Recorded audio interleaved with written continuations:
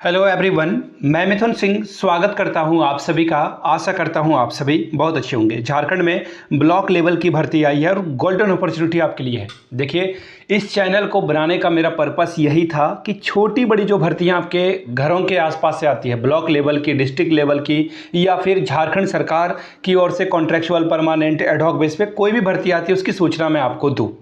आप लोगों से रिक्वेस्ट है, आप लोगों ने बहुत जो है मांग की थी कि स्किल वाली एक वीडियो बना दीजिए, जिसमें स्किल कराने के लिए सरकार जो है आपको फ्री में स्किल कराएगी और मिनिमम सी चार्ज जो है सरकार आपसे लेती है। ऑब्वियसली सरकार जो भी पैसे लेती है किसी भी चीज़ के लिए, उसके बहुत कम पैसे चार्ज करती है ट्रेनिंग वगैरह के नाम पे।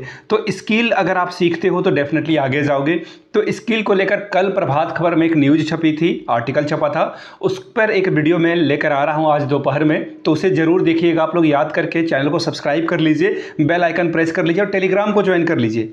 मैं एक बात और बता दूं, टेलीग्राम चैनल पे हम लोग पीडीएफ वगैरह जो है फ्री में प्रोवाइड करते हैं। वहाँ पे टेलीग्राम पे आप पीडीएफ पढ़ सकते हैं, समझ सकते हैं, खुद से वेबसाइट पे जाकर देख सकते हैं। पीडीएफ में, टेलीग्राम के पीडीएफ में आप जाएंगे तो वहाँ पे आपको वेबसाइट भी लिखा हुआ रहता है कि कहाँ से आप वेरीफाई कर सकते हैं जो मैं आपको खबर दे रहा हूँ वो ऑथेंटिक है अथवा नहीं।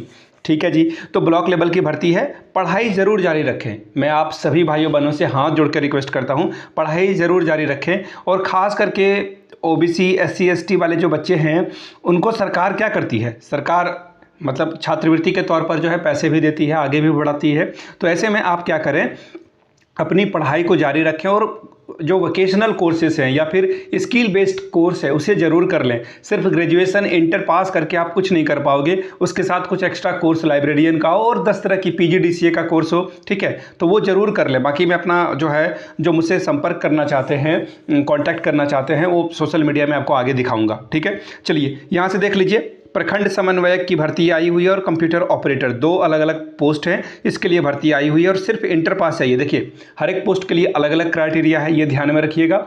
ये जो है कंप्यूटर ऑपरेटर के लिए सिर्फ इंटर पास और पीजीडीसीए चाहिए होता है। मैं आपको पीजीडीसीए के बारे में भी आगे बताऊंगा सारी बातें। सैलरी आपकी 18,000 जो है मिलेगी आपको। और अंतिम तिथि जो है वो है 31/7/2025, यानी कि 31/7 मतलब का जुलाई का जो आखिरी वक्त है उस समय तक आप अप्लाई कर सकते हैं। ठीक है, तो ये आपके लिए अपॉर्चुनिटी है कि आप फटाफट अप्लाई कर लें और आगे बढ़ें। ठीक है, मैं अभी वीडियो बनाऊंगा इसके ऊपर, एक डेडिकेटेड वीडियो बन रही है इस पर और आपको उसकी सारी जानकारी मिलते रहेगी। ठीक है, तो चलिए आगे बढ़ते हैं और देखते हैं कौन कौन सी भर्ती आई हुई है, एक एक करके देख लेते हैं। चलिए पीडीएफ को ओपन करते हैं। सबसे पहले ये रहा आपका पीडीएफ। ठीक है, ये रहा आपका पीडीएफ।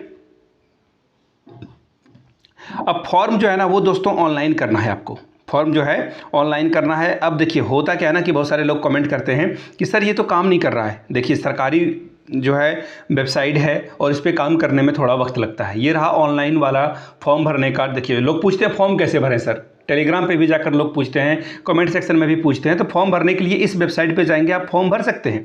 अब फॉर्म कैसे भरेंगे, क्या करेंगे, वहाँ पे बहुत सारा फॉर्म ऑनलाइन होता हुआ दिखता है। कन्फ्यूजन में नहीं आना है, मैं ही आपको मैं डिटेल बताता हूँ। ठीक है, आवेदन करने की तिथि एक बार जो है, डेट जो इंपॉर्टेंट डेट है मैं आपको यहाँ पे रेक्टेंगल बना करके, ये रहा रेक्टेंगल। ठीक है जी, यहाँ से देख लीजिए। आवेदन करने की जो तिथि होगी दोस्तों वो 16/7 से लेकर 31/7 तक आप आवेदन कर सकते हैं ऑनलाइन।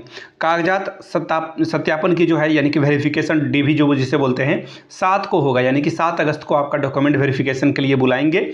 और सत्यापित सूची, फिर अगर आप जाते हैं और आपका डॉक्यूमेंट वेरीफाई हो जाता है तो फिर उसकी सूची की प्रकाशन ये 20 अगस्त को कर लेंगे। हो सकता है कि किसी का छूट जाए तो वहाँ पर आप दावा भी प्रस्तुत कर सकते हैं। फिर जो है, जो भी त्रुटि वगैरह हुई है और संशोधित सूची का जो है प्रकाशन वो 29 अगस्त को कर दिया जाएगा। और फिर अर्हता परीक्षा, यानी कि एक छोटी सी परीक्षा होगी, अब छोटी बोलें या बड़ी बोलें आई डोंट नो, 10 सितंबर को आपका एग्जाम होगा। तो बहुत सारा टाइम है। देखिए होता क्या ना, मैं आपको पर्सनल एक्सपीरियंस से बताता हूँ। कुछ लोग फॉर्म भर लेंगे, लेकिन देखो आप फॉर्म भर रहे हो कब, जुलाई में, एग्जाम कब हो रहा है, सितंबर में। तो बहुत सारे लोग जो है अपने घर के जिम्मेदारियों में, परेशानियों में फंस जाते हैं, तो बहुत सारे लोग एग्जाम में अपीयर ही नहीं हो पाते हैं। तो ऐसे में आपके लिए गोल्डन अपॉर्चुनिटी है कि आप फॉर्म भरें तो जरूर जाएं एग्जाम देने के लिए, है ना। बहुत सारे लोग अप्लाई ही करके जो है इधर उधर रह जाते हैं, तो ऐसे में आपका जो है मौका जो है बनेगा अधिक। ठीक, अब आगे देख लीजिए मेगा सूची के बारे में इन्होंने क्या कहा है। सभी पदों के लिए खुला विज्ञापन के माध्यम से आवेदन आमंत्रित किए जाते हैं। हाँ, एक और बात, बहुत सारे लोग पूछते हैं कि इस फॉर्म को, देखिए पिछले वाले फॉर्म में सिर्फ सरायकेला के लोग जो हैं वही अप्लाई कर पा रहे थे, लेकिन इस वाले फॉर्म में ऑल ओवर इंडिया से कोई भी अप्लाई कर सकता है। अब बोलोगे कि झारखंड के अलावा भी कर सकते हैं। हाँ जी, ऑल ओवर इंडिया से कोई भी इस फॉर्म को अप्लाई कर सकता है, लेकिन जैसे कि अगर आप ओबीसी की बात करें, एससी की बात करें या एससी सीटों की बात करें, तो जो ओबीसी सीट है, एससी सीट है या एसटी सीट है, इसके लिए सिर्फ उसी वर्ग के कैंडिडेट, उसी कैटेगरी के कैंडिडेट अप्लाई कर सकते हैं। हाँ सॉरी, एक और बात, ईडब्ल्यूएस भी है यहाँ पर, तो जो भी अप्लाई करने वाली कैटेगरी है उसी में झारखंड राज्य के लोग अप्लाई कर पाएंगे। बाकी जो यूआर है, अनरिजर्व कैटेगरी, उसमें कोई भी अप्लाई कर सकता है। ठीक है, इतनी बात आपको समझ में आ गई। अब यहाँ पे देखिए क्या क्या बातें बताई गई है, मैं आसान भाषा में समझा देता हूँ। ठीक, सभी श्रेणी के पदों की रिक्ति के विरुद्ध अभ्यर्थियों को दक्षता परीक्षा के लिए आमंत्रित किया जाएगा। अभी मैंने आपको बताया कि आपका एग्जाम जो है वो 10 सितंबर को होगा। ठीक है जी, अच्छी बात है।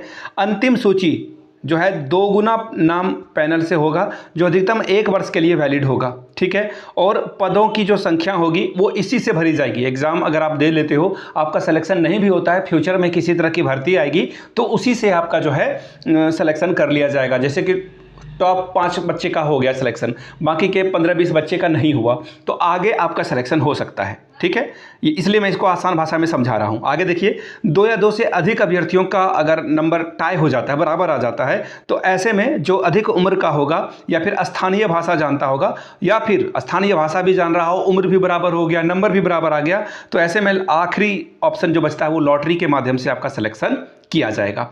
मूल्यांकन कैसे होगा जी?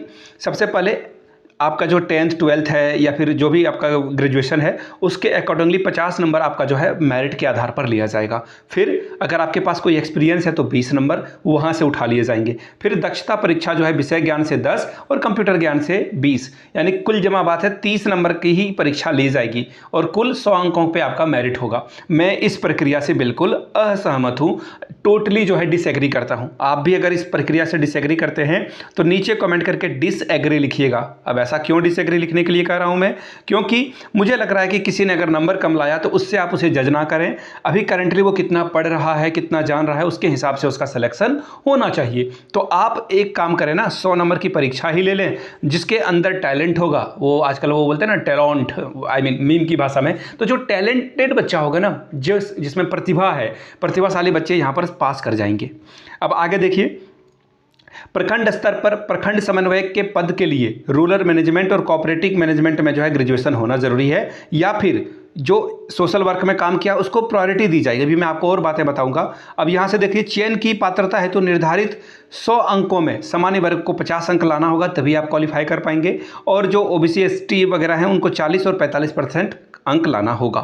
कंप्यूटर ज्ञान के लिए आपका जो है कंप्यूटर टेस्ट लिया जाएगा। अब यहाँ पे देखिए नंबर 7 में बता दिया गया है कि आवेदक जो है भारत का नागरिक हो, यानी कि ऑल ओवर झारखंड से, बिहार से कोई भी इस फॉर्म को भर सकता है। कहाँ से भरेगा, ये वेबसाइट मैंने पहले दिखा दी है। 31/7 तक आप आवेदन कर सकते हैं। ठीक है, कुछ और बातें नहीं बताई गई है। अब यहाँ से देख लीजिए, जो पोस्ट है वो मैं आपको बता देता हूँ और क्वालिफिकेशन बता देता हूँ। प्रखंड समन्वयक की पोस्ट है, 18,000 रुपये सैलरी आपको मिलेगी। उम्र सीमा 22 से 45 साल तक है। ठीक है, और इसके लिए क्या चाहिए होगा, मान्यता प्राप्त संस्थान से, यूनिवर्सिटी से आपने rural management, cooperative management, social work से ग्रेजुएशन किया है और 1 साल का कहीं से एक्सपीरियंस है, अप्लाई कर दीजिए। ठीक है जी, आगे देखिए, लेखापाल सह कंप्यूटर ऑपरेटर की भर्ती है।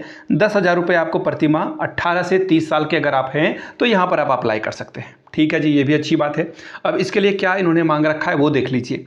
इसके लिए इन्होंने बता रखा है कि कॉमर्स सब्जेक्ट से अगर आपने इंटर किया है, साथ ही डिप्लोमा यानी कि डीसीए कर रखा है 6 महीने का, तो भी काम चल जाएगा। हिंदी इंग्लिश टाइपिंग चाहिए। देखिए, आमतौर पर आप लोगों ने भी फॉर्म देख रखा होगा, तो कंप्यूटर ऑपरेटर के लिए जो डिस्ट्रिक्ट लेवल पे आती है उसके लिए पीजीडीसीए चाहिए होता है। ठीक है, तो पीजीडीसीए वगैरह जो है आप लोग कर लें, अच्छे संस्थान से करें, मान्यता प्राप्त यूनिवर्सिटी से, रिकॉग्नाइज्ड यूनिवर्सिटी से करें। आपका यूजीसी से, जो भी मान्यता प्राप्त यूनिवर्सिटी से 1 साल का ये होता है कोर्स, और शायद 20-25 हज़ार रुपये में रेगुलर में ये हो जाता है।